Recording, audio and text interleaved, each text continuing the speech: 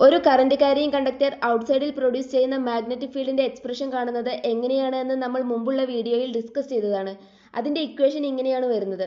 ഇവിടെ നമ്മൾ കണ്ടക്ടറിന്റെ ഇൻസൈഡ് പോയിന്റിലെ മാഗ്നറ്റിക് ഫീൽഡാണ് ആംബിയേഴ്സ് ലോ ഉപയോഗിച്ച് കാണാൻ പോകുന്നത്. ഒരു കറന്റ് കാരിയിങ് കണ്ടക്ടറിന് ചുറ്റും കോൺസെൻട്രിക് സർക്കിൾസ് ആയിട്ട് മാഗ്നറ്റിക് ഫീൽഡ് രൂപപ്പെടുന്നുണ്ട്. അതിനാൽ ഇവിടെ മാഗ്നറ്റിക് ഫീൽഡ് ഇങ്ങനെയാണ് വരുന്നത്. റൈറ്റ് ഹാൻഡ് തമ്പ് റൂൾ ഉപയോഗിക്കുമ്പോൾ മാഗ്നറ്റിക് ഫീൽഡിന്റെ ഡയറക്ഷൻ നമുക്ക് ഇങ്ങനെ ലഭിക്കുന്നു. ഈ സർക്കിളിന്റെ എല്ലാ പോയിന്റിലുമുള്ള മാഗ്നറ്റിക് ഫീൽഡ് സെയിം ആയതിനാൽ ഒരു സർക്കുലർ ആംബീരിയൻ ലൂപ്പ് നമ്മൾ കൺസിഡർ ചെയ്യുകയാണെങ്കിൽ മാഗ്നറ്റിക് ഫീൽഡ് കോൺസ്റ്റന്റ് ആയി വരികയും ആയതിനാൽ integral B dot D L നമുക്ക് ഈസിയായി കാണാനും സാധിക്കുന്നു. ഇതാണ് നമ്മൾ വരയ്ക്കുന്ന ആംബീരിയൻ ലൂപ്പ്. ഡയറക്ഷൻ നമ്മൾ ഇങ്ങനെയാണ് എടുക്കുന്നത്. മാഗ്നറ്റിക് ഫീൽഡിന്റെ ഡയറക്ഷൻ സർക്കുലർ ലൂപ്പിന് ടാൻജൻഷ്യൽ ആയതിനാൽ ഡി എൽ എന്ന സ്മാൾ ലെങ്ത്തും മാഗ്നറ്റിക് ഫീൽഡും തമ്മിലുള്ള ആംഗിൾ 0 ആയിരിക്കും. അതിനാൽ ബി ഡോട്ട് ഡി എൽ എന്ന് പറയുന്നത് ബി ഡി എല്ലിന് ഈക്വൽ ആയിരിക്കും. മാഗ്നറ്റിക് ഫീൽഡ് കോൺസ്റ്റന്റ് ആയതിനാൽ നമ്മൾ അതിനെ ഇന്റഗ്രേഷന്റെ പുറത്തേക്ക് എടുക്കുകയാണ് ചെയ്യുന്നത്.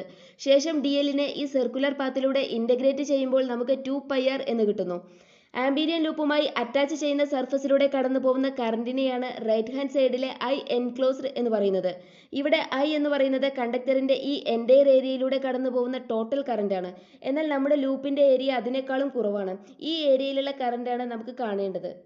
ഈ എൻറ്റയർ ഏരിയയിൽ കറന്റ് യൂണിഫോം ആയിട്ടാണ് ഡിസ്ട്രിബ്യൂട്ട് ചെയ്തിരിക്കുന്നത് എന്നാണ് നമ്മൾ ഇവിടെ അസ്യൂം ചെയ്യുന്നത്. അതായത് യൂണിറ്റ് ഏരിയയിൽ വരുന്ന കറന്റ് കണ്ടക്ടറിന്റെ എല്ലായിടത്തും സെയിം ആയിരിക്കും. അങ്ങനെയാണെങ്കിൽ ടോട്ടൽ കറന്റിനെ കണ്ടക്ടറിന്റെ ക്രോസ് സെക്ഷണൽ ഏരിയ കൊണ്ട് ഡിവൈഡ് ചെയ്യുമ്പോൾ നമുക്ക് യൂണിറ്റ് ഏരിയയിലെ കറന്റ് ലഭിക്കുകയും അതിനെ നമ്മുടെ ലൂപ്പിന്റെ ഏരിയയുമായി മൾട്ടിപ്ലൈ ചെയ്യുകയും ചെയ്യുമ്പോൾ നമുക്ക് ലൂപ്പിന്റെ ഏരിയയിലൂടെ കടന്നു പോകുന്ന കറന്റ് എത്രയാണ് എന്ന് കിട്ടുന്നു. ഇവിടുന്ന് കണ്ടക്ടറിന്റെ ഇൻസൈഡ് പോയിന്റിലെ മാഗ്നറ്റിക് ഫീൽഡിന് ഇങ്ങനെ ഒരു ഇക്വേഷൻ ലഭിക്കുന്നു. ഇക്വേഷനിൽ I ഡിവൈഡഡ് ബൈ πr² എന്നത് കറന്റ് പെർ യൂണിറ്റ് ഏരിയ അഥവാ കറന്റ് ഡെൻസിറ്റിയാണ്. അത് യൂണിഫോം ആയതിനാൽ നമുക്ക് ഇൻസൈഡിലെ മാഗ്നറ്റിക് ഫീൽഡ് സെന്ററിൽ നിന്നുള്ള ഡിസ്റ്റൻസിന് ഡയറക്ട്ലി പ്രപ്പോർഷണൽ ആണ് എന്ന് കിട്ടുന്നു. ഇൻസൈഡിൽ ഡിസ്റ്റൻസ് കൂടുമ്പോൾ ആംബീരിയൻ ലൂപ്പ് എൻക്ലോസ് ചെയ്യുന്ന കറന്റ് കൂടുന്നതിനാലാണ് ഇങ്ങനെ സംഭവിക്കുന്നത്. എന്നാൽ വയറിന്റെ ഔട്ട്സൈഡിൽ മാഗ്നറ്റിക് ഫീൽഡ് ഡിസ്റ്റൻസിന് ഇൻവേഴ്സ്ലി പ്രപ്പോർഷണൽ ആവാൻ കാരണം ഔട്ട്സൈഡിൽ ഏത് ഡിസ്റ്റൻസിൽ നമ്മൾ ആംബീരിയൻ ലൂപ്പുകൾ വരച്ചാലും അവയെല്ലാം എൻക്ലോസ് ചെയ്യുന്ന കറന്റ് കണ്ടക്ടറിലൂടെ ഒഴുകുന്ന ടോട്ടൽ കറന്റായ ഐക്ക് സമാനമായതിനാലാണ്.